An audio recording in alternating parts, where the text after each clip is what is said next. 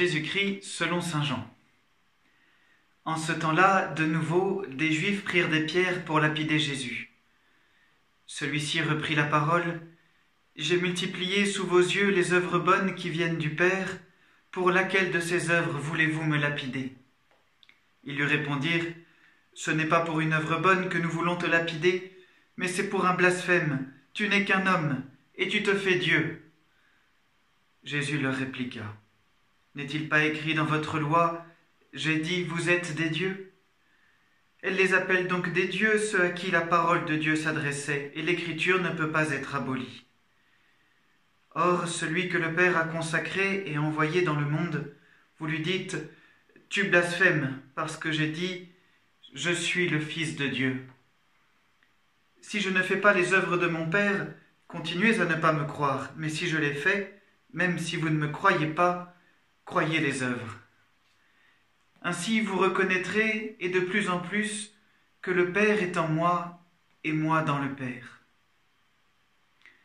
Eux cherchaient de nouveau à l'arrêter, mais il échappa à leurs mains. Il repartit de l'autre côté du Jourdain, à l'endroit où au début Jean baptisait, et il y demeura. Beaucoup de gens vinrent à lui en déclarant « Jean n'a pas accompli de signe, mais tout ce que Jean a dit de celui-ci était vrai. » Et là, beaucoup crurent en lui. Acclamons la parole de Dieu.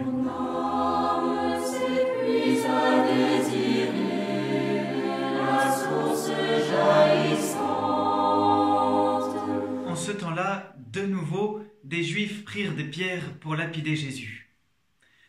Pour bien comprendre ce qui se passe dans cet évangile, expliquons-en le contexte. C'est la fête de la dédicace du temple, la fête de Hanouka. Sans doute vous connaissez bien ce nom-là. C'est un peu la fête des Lumières, la fête que nous appellerions Noël.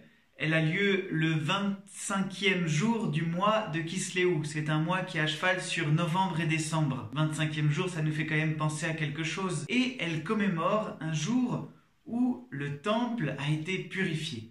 Je m'explique. Vous connaissez tous le roi Alexandre. Alexandre le Grand et ses immenses conquêtes jusqu'en Asie, jusqu'en Inde. Un roi grec vers 330 avant Jésus-Christ, sa conquête explose à la face du monde. Il laisse de côté Jérusalem, il finit par mourir quelques années plus tard, et ses généraux se partagent son royaume.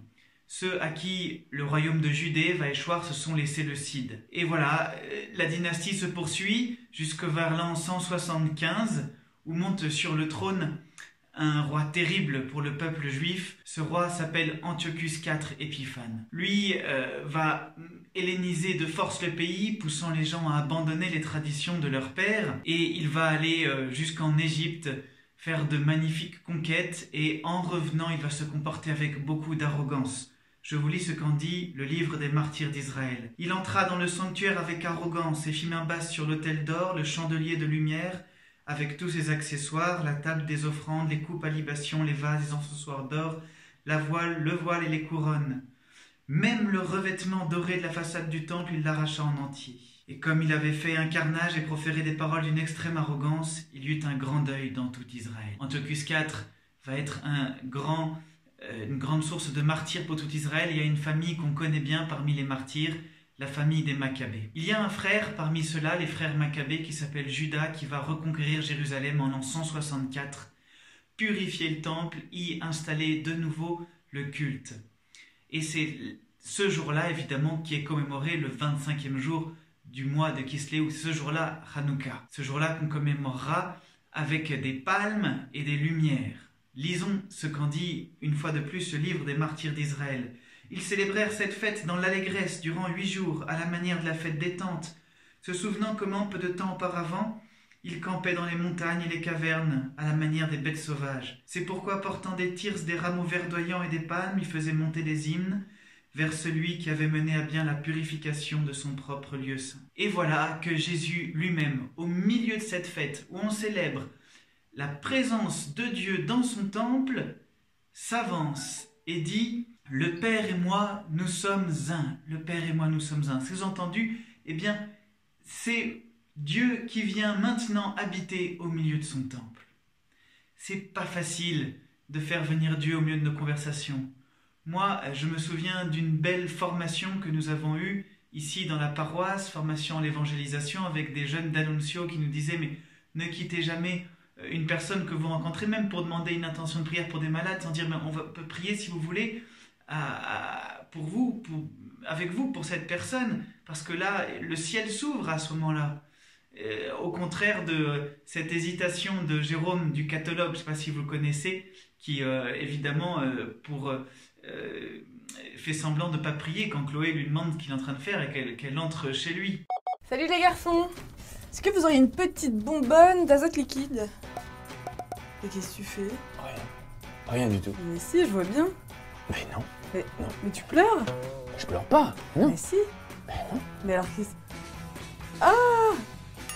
Mais tu pries en fait! Ah, mais pas du tout, je prie pas. Mais si!